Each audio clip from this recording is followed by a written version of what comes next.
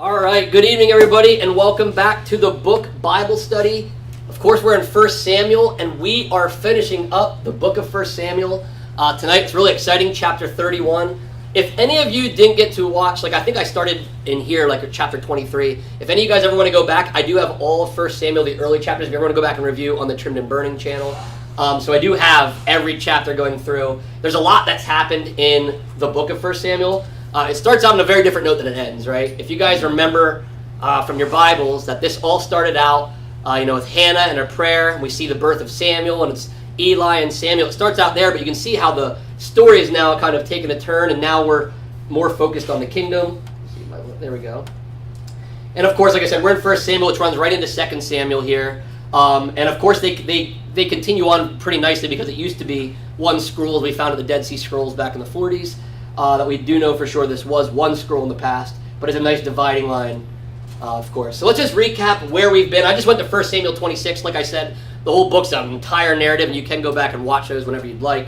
But 1 Samuel 26, I'm just going to pick up here because this kind of leads into the end of the book here and what the narrative's, what's been taking place here. So Saul, remember, pursued David. I have again in this slide because this wasn't the first time. Saul kept pursuing David, then he backed off and said he wouldn't do it, and then he pursued him again. And David were in David's fugitive years. Although God had said that he'll be the king and it will be stripped away from Saul, it was prophesied through Samuel. He's still trying to take things into his own hands due to pride and jealousy. And we learned about the last time David spared him. He could have killed him twice. We learned about the caves. And then here he went down to his camp, could have killed him, but showed him some grace there. And then this is where it started to get really interesting. Remember, David fled to Achish and the Philistines of Philistia. Achish, of course, is the king there. So Saul's the king of Israel. Achish is the king of Philistia. And David defects essentially there. We had talked before about how he had gone to Achish earlier, but alone. And he played the fool, acted like a crazy person. But now things had changed. Remember, he had his band of brothers, basically 600 men that were with him. And he went and kind of defected to live in Philistia because, remember, he said in his heart, he was so full of despair. He said, if I just leave the border, I go to Philistia, maybe Saul will stop chasing me. And so, it was true. Remember, it did work. Saul stopped chasing him. It did work after that. But unfortunately, he didn't have to run and hide. He was just, like any of us probably would be, just sick of running, right? Somebody tried to kill you. If your neighbor tried to kill you 17 times, you'd move, right? You'd move. I would hope. I'd hope you call the police too, but but seriously, so can we blame David? He's a human. He was promised, and there's things God promised us, and we still don't trust it, right? And it would have been nerve-wracking, so that's what he did. He went and defected to Philistia. But it was a partial defection at first, remember? Because he asked for a town so he wouldn't disturb. I said he's a really good, masterful manipulator, right? David's like, I don't want to disturb you. Just put us on the edge of town down here. Build us a little town. So he got Ziklag. That's where all of him and his men lived and their families. And the key was it was down on the southern border, so he couldn't keep track, of what was going on down there. And David was making raids, and he'd come back with all this stuff. And he would say that he was killing the Israelites. Remember, he was acting like he was fighting for the Philistines and killing the Israelites, when really he was killing Israel's enemies and plundering them and bringing all their stuff back so they could basically live. This is basically his job. It's kind of crazy to think David and his men's job were to go kill people, steal their stuff, and that's how they sustained themselves. It's unfortunate, but things were a lot barbaric, a lot crazier back then, too. Although, I don't know, today's pretty crazy, just in a different way, I should say. We just have bombs and drones and all kinds of stuff now. And a lot of evil still going on. But he did that, so you're like, okay, maybe David's still a good guy. He's just kind of taking the low road and hiding out in Philistia, but still taking care of his people, still taking care of Israel. He's just kind of being manipulative, and he is killing women and children probably, and that's pretty evil, right? And he was killing them so they couldn't go back to Achish and tell him the truth of what was really happening, right? Because God forbid they find out that David was actually fighting for Israel in Philistia, that wouldn't have worked out so well, right? And then here's that map of everything that had been going on. He had been running in the wilderness there on the east side there of Israel, right by the Dead Sea. That's where the caves were at. And Ziklag's more down to the southwest there because that's where Philistia is. That's where the Philistines are at, and that's where all that took place. And then we learned that Saul was afraid of the Philistine army. The Philistine army was attacking. And I'll go to show a map again. The problem was they were attacking all the way up north into Israel. So it wasn't like they were attacking on the border. This would be like if Mexico was trying to fight us in Washington or Montana instead of fighting us down in Arizona or Texas where we run the border. So they're really making a push. They're invading, right? And Saul is fearful. Why was Saul fearful? Well, that's because he hadn't heard from God, and God wasn't answering him anymore, and he was freaked out because that's how he figured out what to do. At least he thought this time, because he's not really godly. He wasn't very godly often. He started out okay, and then really went downhill towards the end of his life, not following God's way, and always trying to find a way of explaining away his sin was kind of Saul's habit. But here he's fearful, like any of us probably would be. An invading army is coming into our country. Like, could you imagine being the president of the United States and saying, hey, there's a whole army up north in your country? So he got really freaked out. And remember, he had kicked out all the necromancers, all the mediums, the witches, the what witchcraft, whatever you want to call it, who could summon up spirits, do seances. These people are around today, by the way. This is not made up. It does happen. There are people that pretend to be witches and just doing it like in a joke, but there are people that can still do some weird things that the Bible forbids for a reason. It would be in the Bible if it didn't need to be forbidden. And Saul did the good thing, the godly thing, quote unquote, at first, and said, hey, let's get all them out of our land. But the only reason we get that point is because we find out he breaks it like a couple verses later. And he was in Endor. Remember, they were up north anyway. And he says, hey, I need some kind of sorcery, basically. I need to see somebody who can summon up a spirit because God's not answering. And he went and had this witch he hid so she wouldn't know he was the king, King Saul. Summoned up Samuel's spirit. There's debate over if it was Samuel or not. I think it was. And Samuel says, why would you ask me? God didn't answer you. Why would you think I could help you? And that's a pretty fair question, right? Could you imagine somebody said, hey, I prayed to God, he didn't give me an answer. What should I do? You're like, whoa, hey, don't put that on my shoulders. God, you should talk to God. I'll give you my advice. But, and, it's a little bit different here. So he had the spirit of Samuel summoned up. Samuel's upset about it. And Samuel delivers what we're going to read about today, another prophecy. He's full of prophecies. Even after his death, Samuel delivers another prophecy, if you think that's Samuel like I do. And he says, you and your sons will be with me tomorrow. And that's scary because Samuel's not on earth, right? So that was the bad news for Saul. And you'd think Saul would have got down and said, please, Lord, I'm sorry, I repent of my sins. I'm sorry I turned from you and hope God forgave me. But you don't see any of that behavior. And I think it's kind of shows you where Saul is really at in his life. And then, of course, we learned in chapter 29, David got himself in a mess because he'd been with Achish and he was his bodyguard. He's now sent into this war. With David now, it kind of seems like, and your people's mind, we can be fickle all the time. It started out as he defected just as a hideaway. And then he was, well, I'll get a town in Philistia, but I'm still going to fight for the Israelites. Now it turned into, hey, I'll go to war with you, right? And they wanted David to go with, and David and his men were proudly marching until, I think God intervened through the Philistine generals, basically. He said, hey, why is this Hebrew here? He's from the other country. Why do we trust him? He can turn on us at any moment. It was actually probably wise of them, by the way, because David probably would have had to at some point make a choice, right? He would have marched into Mount Gilboa, which we're about to read about, and he would have been fighting somebody. He would either have to turn on the Philistines or kill the Israelites. Either way, it's going to be a messy situation. So they reject David and say, get out of here. And Achish, the king's like, hey, David, I'm sorry. I'd love to have you. You're a great fighter. And remember, David was offended, right? And I don't know about you, but if you get out of something you don't want to do, you don't say, hey, why did you get rid of me, right? So David seems pretty gung-ho about going to war, and he is a warrior, and he's very successful. So he seemed gung-ho actually about going to fight the Israelites, but God, I think through divine intervention, had the Philistines kick him out. So they did. And again, here is where, just to illustrate again what's been going on, this is why it's so terrifying, because the Philistines were down, as you can see, southwest where we were just at. We were talking about how he was running around by the Dead Sea there in the wilderness of Ziph. But now they're all the way up, going up. Mount Gilboa is all the way up north, as you can see. Endor is way up there. So now we're up near Galilee, where Jesus is, from. So way up north there, that's where they're going. And Aphek is where David got turned away. So it stops there. He didn't go up. He turned around. He came back then. But that's where it's going on. That's what happened in those chapters. And you can see why, now on the map, why Saul would be a little terrified. They went straight up. They were marching straight up as an invasion there against him there.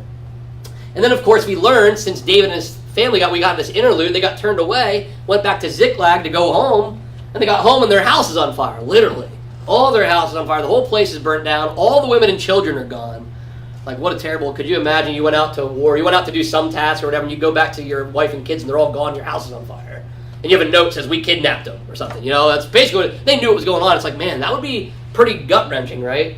And remember, the guys wanted to kill David. They wanted to stone David for doing all this because it is kind of David's fault in a way. David got him in all this mess. He's their leader, which is why the Bible always talks about leaders having more responsibility, having to be very, strict, really, and having to be vetted properly, and it's very serious because a leader like David, and we'll see with Saul, sins can affect many people, right? So these other men who were David's men had their wives kidnapped because they followed David's leading, right? And he led them up in this battle. They could have just said, hey, we're not fighting the Philistines. What are we doing here, David? Maybe they did. We don't know. There might have been some, or they might have been trying to be respectful. Like, hey, he's our leader. We're not going to second guess him, And now the reality set in. Everything's gone, and they are upset. They wanted to kill him, and he was furious. But we did learn, again, only by the Lord's divine providence, I think, that David is able to go fight and kill the enemy, get all of his people back safe, and all their plunder. So not only did he get everything returned, he was able to take stuff from them. But I think it's pretty miraculous because I still can't find an example in the Bible where a group gets kidnapped and everybody survives and gets returned with no hairs harmed on their head. So again, this is a very unique story because could you just imagine the thoughts, like even think people of Israel now with the hostages, there's very little, like you just feel very hopeless in that situation, like they're never going to come back safe, right? But they were blessed enough, and that was God's divine providence again. And it was really the turning point now. David kind of snaps him out of his slumber of being afraid, of wanting to stay in Philistia, and just kind of giving up, being afraid of Saul, and being in a poor state of mind. And this turns things around for David and his men. And we did learn, remember that last chapter is a pretty cool thing. Remember, we learned about how it's important no matter what you do for the gospel. Everything is equally important and everything is rewarded. It was really great illustrated here. How David, remember, he had 600 men, but 200 were exhausted because they walked 3 days without food and water. That would be pretty rough. And they stayed back with the baggage, and the 400 went and fought. And then the 400 came back and said, they'd be lucky enough to get out of here. That would be their spoil, right? But we fought. And David says, no, anybody that does work for the cause is equal. And they're getting just like we are. And they made it a statute from that day on. And we said about how that was in line with how people think, sometimes pastors or people in leadership or Sunday school teachers or whatever, that they are the ones and they're doing more, when this clearly says every act is part of the gospel. Anything you're doing to help, whether you're cleaning, whether you're helping, whether you're meeting somebody for coffee, anything that you're doing for the gospel, this illustrates it here, I think, in a great way, is worthy of reward by the Lord there. And again, this is just the map. It's kind of blurry. Should have got a better one, but that's them. Remember, they went from Aphek, dropped down there, and that's just kind of showing the path. And when they got there, how they had to drop down from Ziklag to attack the Amalekites to get everything back. So that's kind of where we ended off last time. And now we are in the final chapter, 1 Samuel 31. So we're going to go ahead, read this verse by verse, and then we'll go back through and break it down. All right, 1 Samuel 31, starting in verse 1. Now the Philistines were fighting against Israel, and the men of Israel fled before the Philistines and fell slain on Mount Gilboa. And the Philistines overtook Saul and his sons, and the Philistines struck down Jonathan and Abinadab and Malchishua, the sons of Saul. The battle pressed hard against Saul, and the archers found him, and he was badly wounded by the archers. Then Saul said to his armor-bearer, "Draw your sword and thrust me through with it, lest these uncircumcised come and thrust me through and mistreat me." But his armor-bearer would not, for he feared greatly. Therefore Saul took his own sword and fell upon it. And when his armor-bearer saw that Saul was dead, he also fell upon his sword and died with him. Thus Saul died, and his 3 sons, and his armor-bearer, and all his men, on the same day together. And when the men of Israel, who were on the other side of the valley, and those beyond the Jordan, saw that the men of Israel had fled, and that Saul and his sons were dead, they abandoned their cities and fled. And the Philistines came and lived in them. The next day, when the Philistines came to strip the slain, they found Saul and his 3 sons fallen on Mount Gilboa. So they cut off his head and stripped off his armor, and sent messengers throughout the land of the Philistines to carry the good news to the house of their idols and to the people. They put his armor in the temple of Ashtaroth, and they fastened his body to the wall of Bethshan. When the inhabitants of Jabesh Gilead heard what the Philistines had done to Saul, all the valiant men arose and went all night and took the body of Saul and the bodies of his sons from the wall of Bethshan, and they came to Jabesh and burned them there. And they took their bones and buried them under the tamarisk tree in Jabesh and fasted 7 days. And that's how 1 Samuel 31 ends. and we'll segue into 2 Samuel, of course. But so there's a lot going on here. It's actually a shorter chapter, but there's still a lot to dive into with these 13 verses. So it starts out, of course, the Philistines were fighting against Israel. So right here we know they made it up north. Saul's nightmares all came true, right? And the Philistines are now fighting against Israel. And then it says, and the men of Israel fled before the Philistines and fell slain on Mount Gilboa. So the Philistines are, again, all Saul's nightmares are coming true. The Philistines are fighting Israel, and they're slaughtering them. And it's so bad that you see people are fleeing, right? That doesn't sound like good war tactics, fleeing, other than it means that you think you're outnumbered or you're going to get defeated. So they're running away, they're getting killed, and it's just bad news. And we're going to see, exactly what Samuel says is going to happen. It says, and the Philistines overtook Saul and his sons, and the Philistines struck down Jonathan and Abinadab and Malchishua, the sons of Saul. Now this is sad again. This is people debate this. I thought the Bible said you don't pay for the sins of your father. Well, directly, eternally, you will not get punished. That does not go on your record of sins per se. However, I've been talking about this, and the Bible's pretty evident. Your sins can still physically affect people on this earth. When the Bible says that, it means you're not spiritually, you're not tagged with that sin. However, how we've been talking. Best example is women who, drink alcohol or whatever, and their babies can be affected with fetal alcohol syndrome, even though the kid had nothing to do with it, right? And they're not going to pay for that sin, when they get to talk to God, but they are affected like that. And this is how Saul's sons were. Jonathan, Abinadab, Malchishua, all three of them die along with Saul. So we see, again, that prophecy was true. Whether it was Samuel or a demon, whoever it was said it, and it ended up being true. It's why I think it might be Samuel. But it came true. And at this point, because they strike him down, the sons died. They were going to be with Samuel, just as predicted. But it's really sad to think that Jonathan. I think Jonathan's like the saddest part of all this. There's a lot of sadness in this. Really, it's sad for Saul and what he became after his entire life and the promise he had in the beginning. But it's so sad for Jonathan. Think about what a terrible spot he was in. He was best friends with David. Hadn't seen David. His friend had ran away for over a year now. Hadn't seen him, and he was loyal to his dad. And you can see God's, I think, divine providence in all this. Sometimes, man, that's such a terrible mess. And I think it is that Jonathan had been down and Malchishua died, but there's a lot to it. So if you think about, in your mind, what would have played out if a couple things. What would have played out if God would have intervened and disrupted the Philistines to kick David out? Well, David would have ended up on Mount Gilboa.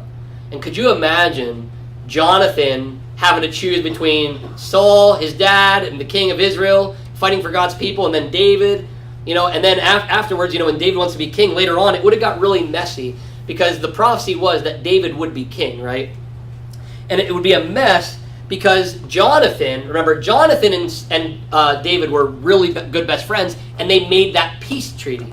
That when David would be king, they'd work together and everything would be good. And that was so important because Jonathan was next in line to become king, right? And that would have been the problem. When Saul died, whenever it had been, if it would have been of natural causes, Jonathan would have been next in line. So that was such a good, agreement there. However, you think about Abinadab and Malchishua, they might not have been so keen on this. So perhaps, and I'm maybe reading into this a lot, but perhaps God took their lives as just to make everything a lot smoother. Because otherwise, even if Jonathan, would have been okay with it, would have Abinadab or Malchishua? Probably not, because they could say, well, if my brother doesn't want it, then I want it, right? And that could have been pretty bad. And the reason I think it would have been a lot worse is because later on, if you read 2 Samuel, Ishbosheth is a son of Saul that survived, and it does become a problem. David doesn't become king real easy and just walk in and take the crown right away because of these kind of issues. So you could imagine, perhaps, had God not taken them, it could have been a real mess for David and Abner and all them. Could have caused a lot more issues, but that was never the plan, right? Because God's been in control, He's ordained it, that was never going to happen. But you can kind of see, sometimes we ask, why would God do that? They didn't sin, they didn't do this. But sometimes I like to think about what good could have come of it, and you can see how God may have stopped a mess later, right? But no matter what, it's sad because as far as we know, even Abinadab and Malchishua are innocent in this. They're just being loyal to their father, fighting this war, and they're actually being loyal to God by fighting for His people against the enemy there. But that's what happened.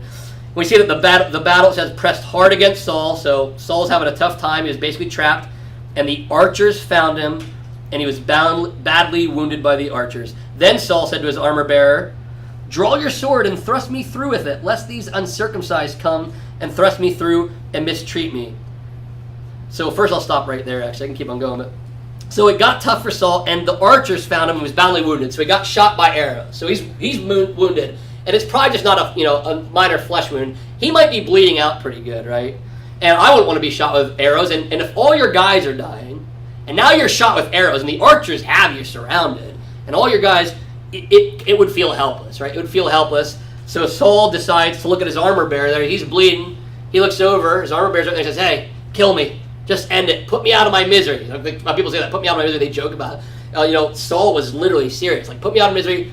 Just kill me. Just do it. Draw your sword and thrust me through with it, lest these uncircumcised come and thrust me through and mistreat me. So what he's saying is, Saul's basically like, I am wounded, possibly fatally wounded. If not fatally, I am going to be handicapped. And I was already having a tough time fighting these Philistines. We were already having a tough time, and now I'm hit. I'm hit. This isn't going to be good. They're going to come. They're going to mistreat me. And what you have to know is back then, and we'll see it, we saw it come to be. Back then, there was a lot of humiliation tactics. It's pretty barbaric. So when you kill a leader, you would literally humiliate them. You'd strip them naked. You might drag them through the city. You might hang them up on walls, as you'll see, just as a mockery of who you've killed. So he had known these tactics there, and he didn't want to be. First off, could you imagine being a prisoner of war? I actually remember reading when I was I think it was in civics or something like that our military, and I don't know if they still do this, used to give cyanide packets to our soldiers. So if you were a prisoner of war and you got caught at any minute, you'd throw the cyanide and kill yourself. So they wouldn't get any information out of you. Two, they wouldn't torture you. Who wants to be tortured? Once you're captured, who knows what your enemy's going to do to you, right? And that's still tactic today. The cyanide packet is still the packet so that you don't have to go through torture, right? And he knows, listen, they're going to catch me. They're probably going to torture me. They might mess with me for a while. They might step on my neck and do all kinds of things, mock me. It's not going to be pleasant. Just do it now. I don't want them to get the satisfaction of any of this, right? And that's what he's saying. He doesn't want to be mistreated. He says, they're going to kill me if you don't. But I love what it says here. But his armor bearer would not, for he feared greatly. So you see here, just by that sentence there, you kind of missed this. He didn't stop here. But he wouldn't kill Saul. Why do you think he's looking at his boss there, bleeding out to death, knows the Philistines are coming in, all the other guys are fleeing, and he's like, kill me before they're going to mistreat, they're going to mock me, dude, kill me. And he doesn't do it, he's afraid. Does anybody have any thoughts of why he might be afraid right now? Any thoughts? And if you're online, we have some online, you can chime in too if you'd like. Anybody? All right, so it's actually, if you read 2 Samuel 1, which we'll get to at some point, right? There's a guy that wasn't afraid to kill. So to kill God's anointed, you were supposed to respect God as God will kill his king when God says he'll kill his king. So this guy's like, I'm not touching you, Saul. I know you're going to die. I'll let God do it. If you're going to die here, I'll let him do it. And he might even send a prayer. I hope they don't torture you, but I'm not touching you, right? So it actually shows here that the armor bearer was actually very respectful of Yahweh. He was very respectful of the God of Israel and said, God is sovereign. I am not going to play God. I'm not killing you, especially because I'm from your country, especially I'm your armor bearer. This will look really bad. And spoiler alert, Amalekite will talk to, in the next chapter, 2 Samuel, and Amalekite will come and tell David that he killed him, and David will have him killed and say, why did you touch the Lord's anointed? So if you read the next chapter, it would be more telling here, as reflective as, I know why he's terrified, because you don't touch the king. If God says he's king, you don't touch him, God will remove him. And you saw this with David, right? David was just like the armor bearer. Why didn't David kill him in the caves of En-Gedi? Why didn't he kill him when he went down to the camp when they could have just spiked him like JL with a tent peg right through his head with a spear? Because you don't touch the Lord's anointed. And David was probably the one guy that probably said, you know what? Maybe this is how God's going to do it. I'm going to kill him, and I'm going to be the king. It makes sense. I'll do it. And even then, that would have been sinful because that's not how God had planned it. And we'll come to see, David never had to kill Saul.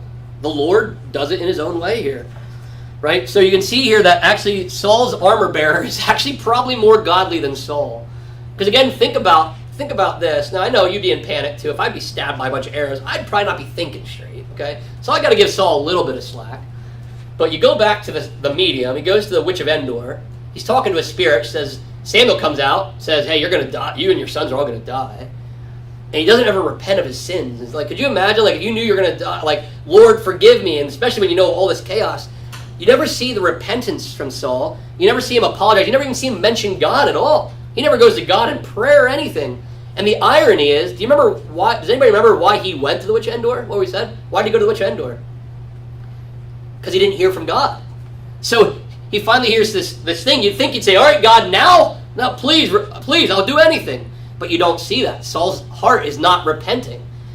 Even here when he's stabbed with arrows, you would think, Lord, help me. I'm sorry what I've done. I know I deserve it. But you don't see that repentant heart like you will in David later on in 2 Samuel. So you could make the argument here that the armor bearer was more godly than the king himself. And we have seen Saul's been pretty dishonorable as a king lately. So he asks him, the armor bearer says, I'm not doing it. And he feared greatly. And then it says, therefore, Saul took his own sword and fell upon it. Now, some people, it is true, they'll say Saul committed suicide. But some people will say he didn't commit suicide like the way, if you just, that would be a headline, right? If I wrote for the newspaper and say Saul commits suicide, they'd be like, oh no, did he hang himself or what? It's like, no, he was already dying and he's just ending it faster, right? So it's suicide by definition, but it's not like, hey, I'm going to kill myself now. There was some mortal wound, a fatal wound that was happening to him that he was probably going to die. What he was trying to do is speed up the process. Still suicide. Still a sin, by the way, because guess what? Saul killed the Lord's anointed. That's actually true. Him killing himself was killing the Lord's anointed. He's guilty, just like the Amalekite will be that says he killed him in the next chapter. Right, so it's really interesting to consider that. But Saul, when people will say that he commits suicide, it wasn't like he decided to kill me, I'm out. He was already on the way out. He was fighting the battle, and he was injured, and he saw it was coming, and he counted himself. He was like basically saying, I'm as good as dead. Might as well do it faster. And when his armor bearer wouldn't, he falls on his sword. And when his armor bearer saw that Saul was dead, he also fell upon his sword and died with him. So it just becomes a mess then. At first, like, I'm not going to kill you. Then he comes and goes, all right, but I'm out too. And just, man, falls on his sword. It's kind of a crazy thought. But he thought, well, I'm hopeless. And, God forbid, he's probably saying, I get back there and they're going to think, I killed Saul or I'm going to get captured anyway. He probably wasn't even thinking going back to talk to anybody. He knew he was going to be a goner, right? And if the king's given up, I might as well give up, right? So now he's taking him with him, and the armor bearer, that would be suicide in a way, because he wasn't mortally wounded, although, again, he might have counted himself as good as dead. And he fell upon his sword. And it's really interesting. I might come back to that if I have some time later to talk more about that then. But continuing on, it says, thus Saul died, and his 3 sons, and his armor bearer, and all his men on the same day together. That's a rough sentence right there. Saul died, his 3 sons died, his armor bearer, and all the people of Israel on the same day together. So it was a bloody day. And on the same day together, that language is really important again. It was the day after he talked to Samuel's spirit, or so-called spirit, and it came to be. So this is, again, signaling this all came to fruition. And not only were his sons in him with Samuel, so were all the other Israelite men. It's actually even worse. And you only got a piece of the prophecy. Samuel maybe could have said, yeah, and you and your sons and all your men and your armor bearer too. But he didn't. It was more focused on, the reason that he got that particular part of the prophecy is because it was focused on the kingdom and the family and how that was all going to play out. And it says, and when the men, I didn't get on my slides here. And when the men of Israel who were on the other side of the valley and those beyond the Jordan saw that the men of Israel had fled and that Saul and his sons were dead, they abandoned their cities and fled. And the Philistines came and lived in them. So you have to understand, if you remember all the way back to your days of the books of Moses, when Manasseh, Gad, when the 3 tribes, 2 and the half tribes, they stayed on the Jordan. They went and fought till they got the promised land, and then they went back over the Jordan. So the Jordan River actually splits Israel. There were some people from Israel living on the other side of the river, right? So the battle's happening at Mount Gilboa on the west side. They're on the east side of the Jordan. However, they see what's taking place. They hear the king's dead. They see everybody else running. And it would be kind of the equivalent if some enemy nation that we consider our enemy nation, Russia or China or whatever, pick a country or whatever, invaded the United States and they took Virginia and Maryland and New York. What would you guys all do? I know what I'd do. I'd get out of there too. I'd say, well, it's only a matter of time till they make their way to Pennsylvania, right? Same thing here. I think they said, well, they're over across the river there and they can swim over here. We better hit the road. And they said, I'm not falling on any sword. I'm getting out of here, right? We don't know where they went, but they fled. And can you blame them, right? Because they were probably going to be killed. And basically the Philistines came and lived in them. So they did make their way there. So it was probably good to run because the Philistines did come over and they just lived in their cities without a fight. And honestly, the Israelite people is probably better. Again, it would be like if we had an invasion here, you can either stay in your house and fight and probably lose or relocate. And that's usually what happens all over the world. Unfortunately, it's still going on today. Yeah, Lynn. Where was Saul's younger son that you said? Ishbosheth. Yeah, where was he? So we're not notified of where he's at. That's a great question. Because if you read this at first, until you get to 2 Samuel, you say, uh-oh, all Saul's king, all of his sons are dead. Because you don't really hear about Ishbosheth. So we're never really told where he was at. And this is actually a common theme in the Bible. The remnant, there's always one. And even in Saul's family, it's the same way. If you remember back, there's a time in Judges, I think it was Abimelech, when he killed all of, was it Gideon's sons? He killed all of his sons so he could be the king. There was still one left and escaped. Here we don't know exactly where, but he must not have gone into battle. And that's a good question. Was he maybe not a man of valor yet? Like, you had to be a certain age to fight. He might have been, an older teenager. Because we do know what King Josiah takes over like 8 or 10. He's a really young kid. So, it doesn't matter how old you are. Perhaps he wasn't at the age to fight. So maybe he was back home. Wasn't he handicapped? That's Mephibosheth. Yeah, Mephibosheth. They all sound the names sound the same though. Yeah, Mephibosheth gets handicapped when he gets dropped later on in the story. Yeah, that would be later on. Yep. But they sound the same, all the same. And sometimes it's tricky, because sometimes they have the same exact name in the Bible, which makes it even trickier. How many Josephs there are, right? So it gets wild. But yeah, Ishbosheth, we don't know how old he was, and that's a really great question. We're not sure, we're not notified. He'll come on the scene, obviously, I think it's chapter 2 maybe, when we start to hear his name into like chapter 4, and he'll cause all kinds of issues for David. That's a really good pattern to notice, is that in the Bible there's always a remnant. Even Elijah, if you remember, he felt like he was alone, and God's like, oh no, I got hundreds of you still. They're still around. Even in the end, Israel, in the end times, there will be a remnant. There's not a lot of God people, but there will be a remnant. So even Saul here was kept a remnant. And maybe that's because, it's technically the anointed. Maybe God was allowing the remnant to continue the pattern. But yeah, we don't know exactly. That's a great question. We don't know exactly where he would have been located there. So continues on here then in the last couple verses, and I put another picture. I actually had one earlier, and I was like, it might be too graphic, so I gave you a less graphic picture of what we're about to read, but it's still as good as I can do. There's not a lot of easy ones, unless I did AI generation art, and I didn't have time for that. So, all right, verse number 8 says, the next day, when the Philistines came to strip the slain, they found Saul and his 3 sons fallen on Mount Gilboa.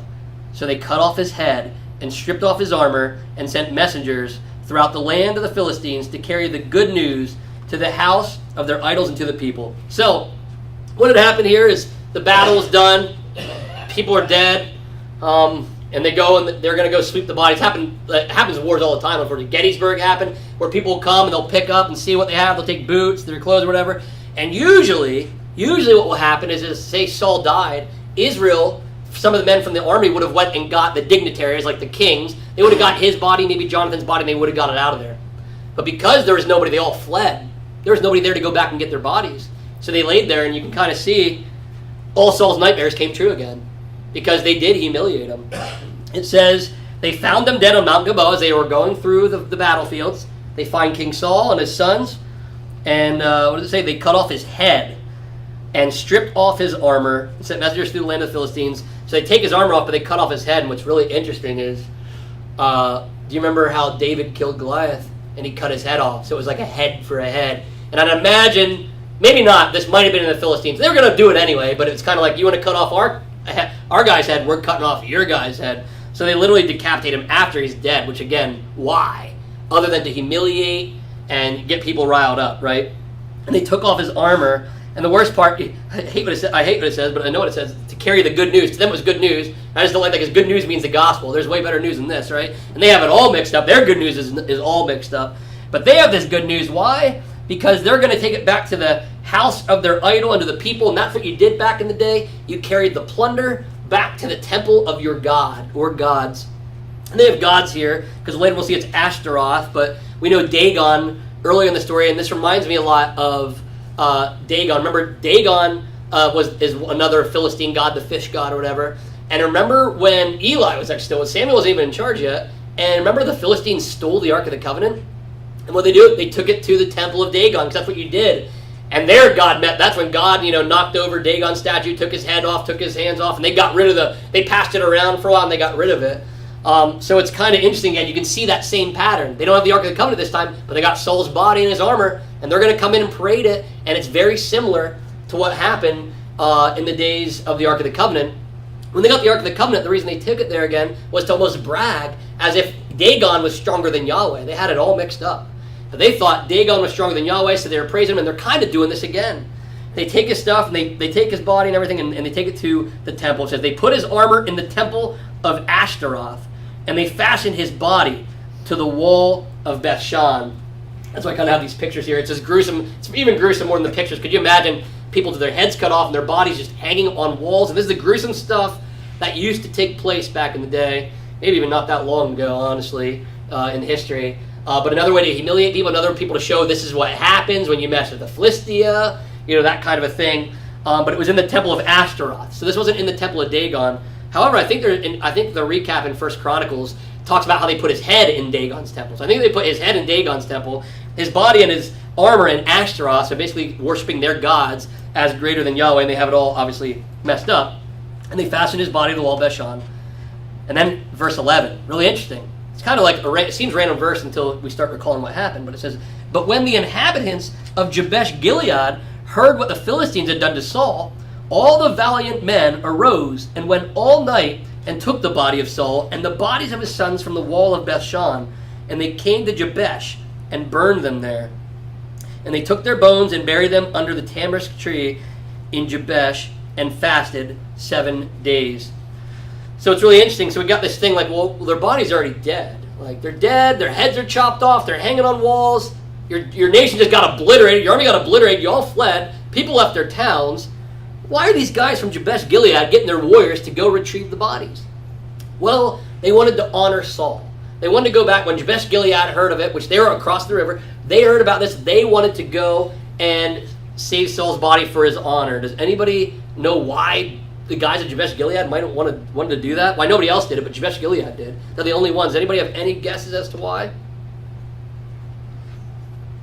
This one's kind of a little trickier because we didn't cover it here per se, but if you go back let's just go back to chapter 11. Go back to 1 Samuel, chapter 11 here.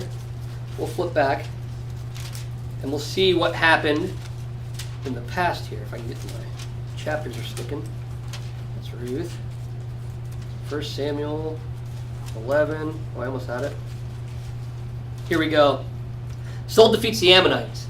So you have to remember. All right, so I'm going to recap what was even going on in 11 here because we didn't cover it here. I have a video that you can go watch on my Turn and Burning channel. I have a full chapter breakdown on this. But what had happened is, remember, Saul was anointed king, and he was still feeble young. He was kind of like he was like, I don't know, I don't want to be king. He's hiding among the baggage, last chapter 10. He's hiding out, and they're like, who's going to be this king or whatever? And he got anointed king. But if you go back just go back a couple verses before 10, it says, "But some of the worthless fellows said, 'How can this man save us?' And they despised him and brought him no present, but he held his peace." So when Saul was getting anointed king, and Samuel said, "Yep, we're going to anoint you king." Remember, Saul, it was this divine thing. Saul was looking for his dad's lost animals. He ends up with Samuel. Samuel anoints him as king.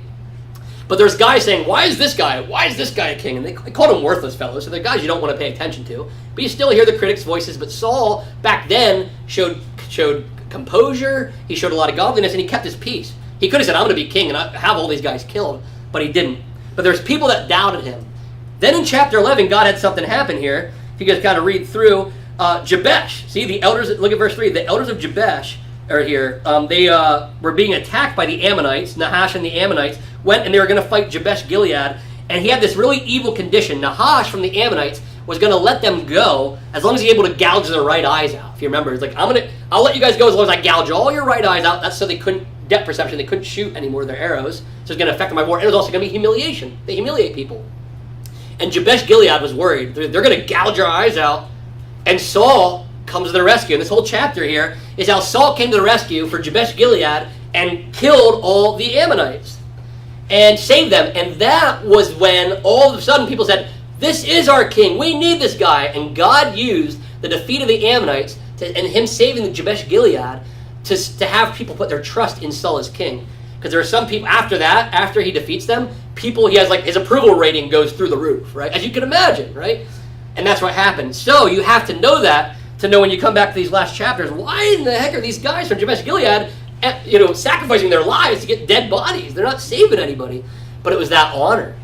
They wanted to show honor to say, you know what? He came and saved us. We could have all been killed, and probably their fathers by then, people who are dead. Like, he saved our families. He saved all of us. The least we can do is give him respectable, burial. And you see, they burned their bodies. That wasn't the normal. That wasn't the normal thing per se. But some people believe they might have done that to further, in case anybody was able to get bodies and cause more humiliation. They wanted to absolutely eliminate the possibility of humiliation. And then they went and they took the bones and buried them under a tamarisk tree in Jabesh and fasted 7 days so people couldn't get the thing. And that's another pattern. It's really interesting where people are burying things. Actually, it's funny how God works. This morning we had a story about Jacob and they're burying things under the gods under the tree. Different one, terebinth instead of a tamarisk. But you can see that pattern of burying things under a tree. So you can follow all these biblical patterns. They're all throughout here. But that's why that happened there. That Jabesh Gilead, they went in there to honor Saul because in Saul's beginning, that was the first war he won. And that's why people wanted him to be king. So it's kind of a nice little loose end tie up there with all that. Now, the one thing I know we got through this, and I wanted to go back to, the armor bearer, verses 4 and 5. Let's go back and read verses 4 and 5 again. It says, Then Saul said to his armor bearer, Draw your sword and thrust me through with it, lest these uncircumcised come and thrust me through and mistreat me. But his armor bearer would not, for he feared greatly. Therefore Saul took his own sword and fell upon it. And we'll keep on going here. And when his armor bearer saw that Saul was dead, he also fell upon his sword and died with him. So this is debated. This is going to be a debate. And even in 2 Samuel, you're going to hear a different story. Where, does anybody remember what happens in this? What happens with David? How David hears about it? Anyone remember? Anybody want to guess? Doesn't somebody come on the two bodies, grab the sword, and run it back to David and say, look, see what happened? Yes, exactly. So there's an Amalekite, right? There's a young man, an Amalekite, who comes to, in the next chapter, to David. David finds out, and he says, hey, I came across the scene of Mount Gilboa, and I saw Saul struggling. He was going to die. He said he wanted me to kill him. He asked me to kill him, so I killed him. And that's when Saul, and we'll get to it, David says, you can't touch the Lord's anointed like that, and has the man killed. Spoiler alert from the next chapter, if that's okay. But the reason I bring this up, because some people say, uh-oh, biblical contradiction, and the critics love this, biblical contradiction. I thought Saul killed himself. How did the Amalekite kill him, right? And what's really even more interesting is, the reason I brought this up, it's maybe possibly, I could be wrong, possibly a weird version of Romeo and Juliet. Remember Romeo and Juliet? Well, I forget who killed him. Was Romeo kill himself first, and then Juliet next? I can't remember who killed her. Does Juliet? I don't remember. Any of them. One of them kills themselves, or so it looks, but they didn't really. And the other one poisoned himself and killed himself, and they snap out and say, oh, they killed themselves, and they actually killed themselves. That whole thing. There's a chance here that when Saul fell on a sword, it does say, that the armor bearer saw that Saul was dead. And maybe Saul looked like he was dead, and so the guy killed himself. So we'll have two things to say. Did Saul kill himself, and did the Amalekite lie, right? Did he lie, and why would he lie about that? Maybe to win favor with David. I don't know. But the weird thing is that the story of the Amalekite almost matches up with Saul's story here of falling on the sword. But the Amalekite, I don't see any evidence here that the Amalekite was here on the mountain to see this whole thing take place. It is bizarre to me that an Amalekite says to David, I saw him on a sword, and he asked me to kill him, and I killed him. And that's the same thing Saul asked of his armor bearer. And the Amalekite says he did it. Some people will say the Amalekite lied, and maybe he did. I don't have enough proof to say he didn't. Some will say he lied, and he was just trying to win favor. But I've found out at times, I could be wrong, so this is just conjecture, but I found at times when you have this or this, it's not this or this, it's this and this. So it's like, well, did Saul fall on the sword and kill himself? Or did the Amalekite kill him? And I think the answer is yes. That sounds really like, what do you mean, yes? Could it be that the archer shot Saul, and he felt like he was dying, so he fell on his sword, and he didn't die right away, and he kind of like was groggy, and his armor bearer is dead, and he's still not dead, and says, kill me. So there's a chance, I'm not saying, because it says he saw he's dead, we don't know if he was actually dead, so there's a chance that all of these accounts are accurate, that nobody was lying. That Saul did fall on the sword, did try to kill himself, but the arrows didn't kill him, his own sword didn't kill him, and he needed a third blow to kill him. I think that's very possible because like the Amalekite story just really seems to line up. It seems to be the same request that Saul made to the armor bearer, and I don't think the Amalekite was standing around listening to it. But it could be that he lied and just made up a really elaborate lie. That is also possible that he wanted to. That's the other story, is that he lied and he wanted to take the side of David to maybe win favor, and that is possible. But I think sometimes in the Bible there aren't as much contradictions as it looks like. It's just deeper, and that's actually the ancient rabbis from back when they would do the midrash and all that kind of stuff, believed that when you saw contradictions, that you should camp out there because there's a deeper answer, and it's never a contradiction. And I found that so far. I haven't answered all the contradictions of the Bible, obviously, but I have found out over time there's things I used to be thinking were contradictions, and found out they can both be equally true at the same time. And that would actually happen in the prophets. I think it's Josephus writes about a little bit. I forget, it was Jeremiah and maybe, I can't remember if it was Ezekiel or something like that. The king wanted to have them killed because they had two different stories, but they were both right. And they had the different part of the story, and I always make the joke, it's kind of like an elephant. Like an elephant, is rough, it has rough. They're rough. No, they're really sharp, but it depends. Are you touching the tusk? Are you touching the skin? Are you touching the foot? You're all right? And you can argue about, all these things, and things can be multiply correct at once. And I think that's possible. Because I know what's going to happen. The reason I brought it up, because when you get to the next chapter, you'd be very confused. Like, wait a minute. I thought Saul killed himself. Now it's Amalekite. What is going on here?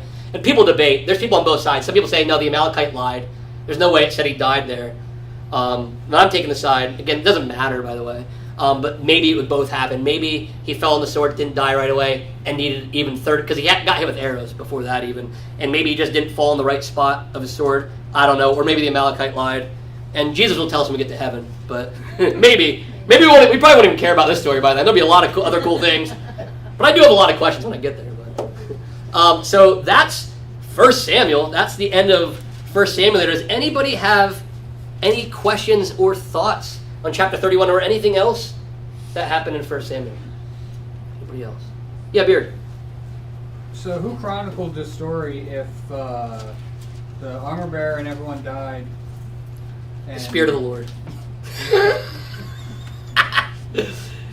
So that's a fair question. Who chronicled everything? Who chronicled everything if the armor bearer died? And these are fair questions. People always say, like, did Ezra write Chronicles? Did he write all these? And there's debate.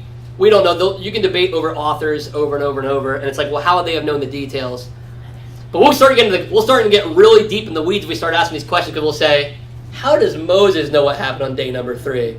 Who was the witness there, right? So I have to take it as if Moses was able to write an accurate account of creation and no human existed, that the Spirit of the Lord, even if you're there, because I think about this sometimes. Sometimes I read that, like when they're having discussions, the conversations of who said what, and then he said this, and then he said that.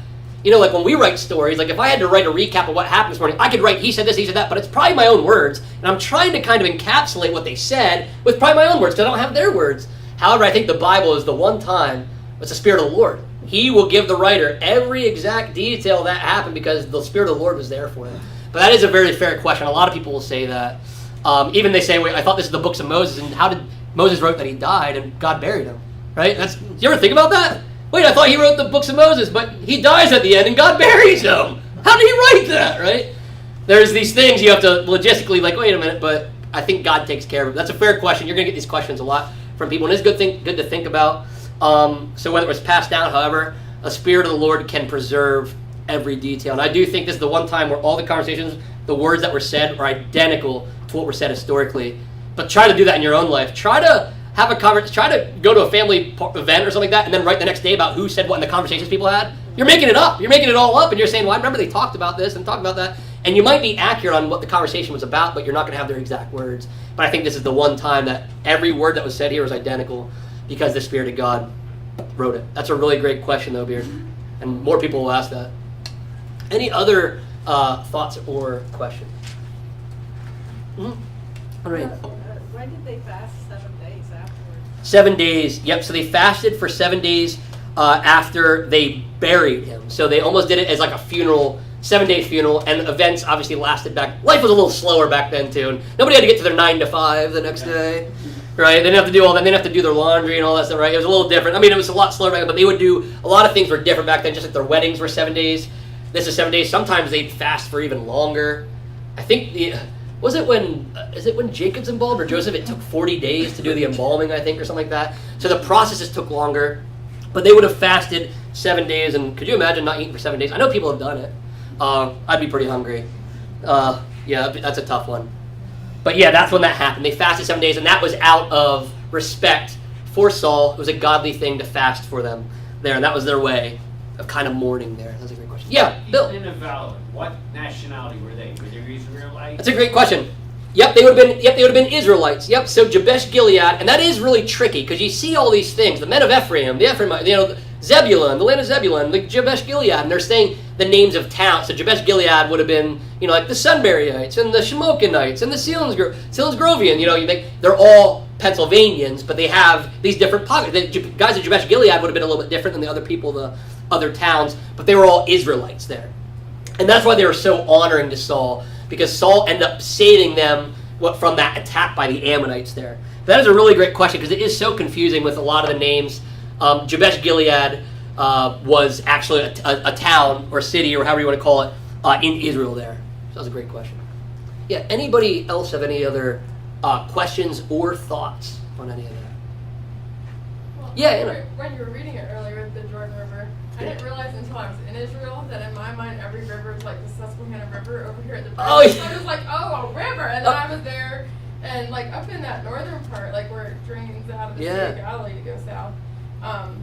In 2011, it was more like a creek. We drove over it, like we drive back and forth, and I was like, it's not a river. Like, what is this? Creek. So it's just curious to me, like when they say, like, oh, they knew that there was this battle going across the.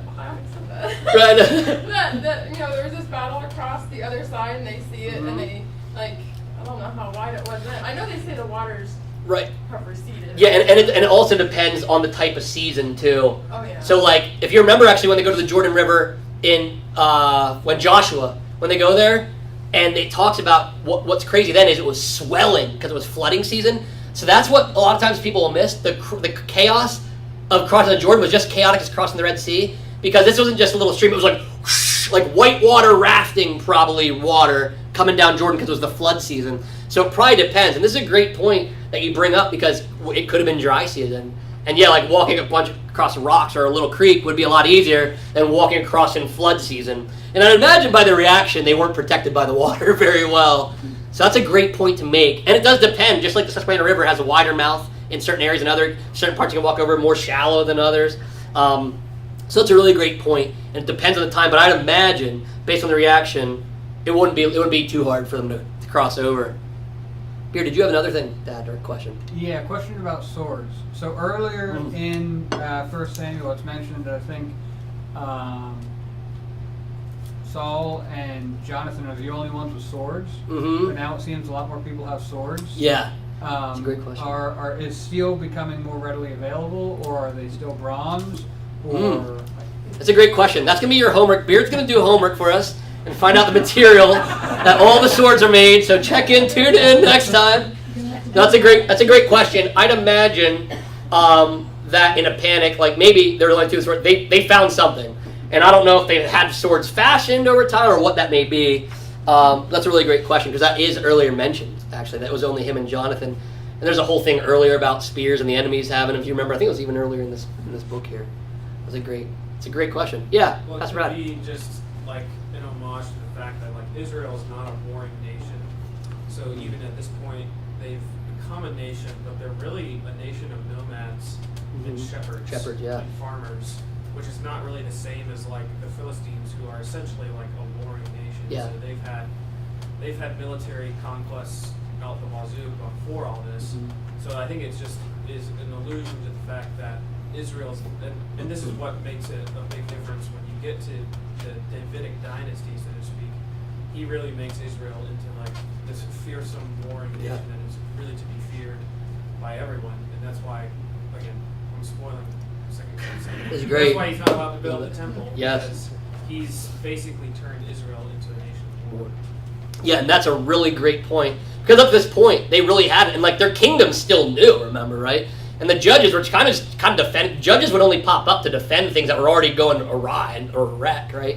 So they weren't really a warring nation, and that is what's awesome about Israel. Is it's a nation of shepherds by no coincidence, obviously, right? Moses was a shepherd, right? David's a shepherd. If you ever think about that, all the shepherds, and even they were really mainly shepherds. And you don't think about, you're not too afraid of fighting with shepherds either, right? They didn't have knives and swords. They had staves, and they were more about fighting. Now they had, other kinds of stuff, but they were not a warring nation. So that's a really great point. And then, like you said, David changes that big time. And you can kind of get a glimpse of it here. David's the first one that is like a strong warrior and really known for it. Not some, probably why Saul got a little, jealous, because there never had been a warrior prior to that effect. So that's a really great point. Meanwhile, the Philistines and all the other ones have been raging at war since the beginning of time, before Israel was maybe ever even a nation. You even think about the Amalekites even attacking Israel from behind. Israel was just coming out of Egypt. They were still a family turning into a nation, and they're already getting attacked from behind. So you can see there's a lot of war going on there. So that's a great point as well. Yeah, Lynn. You can't really fault the Philistines for what they were doing because they were just trying to get ahead. Yeah. That's for those online. That's Lynn. He's our pun guy. They were just trying to get ahead. It's also true though. They were also trying to get ahead and taking Israel, but ahead for ahead. Only Lynn. That's great. That was pretty good actually. Anybody else have anything? Well, they probably got the swords from their plunder. And that's a really great point. There we go. Beard's mom got the answer for Beard. I love it. The family takes care of it all. This is great. Because they got David killed Goliath. Yeah, he took his. And they put that, they monument. Out of here, left their swords laying. I mean, that's a fantastic point, because all the people he was conquering in that little time when he was in Ziklag were foreigners. And they probably took everything. So that's a great point. So your mom took care of it. I don't even have to do the research anymore. Is that how the word stealing came about? Stealing? Maybe different spelling. There was stealing. They were stealing steel. Stealers. All right, anybody else have anything they want to add? All right. Well, thank you again, everybody. Hope you enjoyed it. Go ahead and read ahead and 2 Samuel. Until next time, keep your lamps trimmed and burning.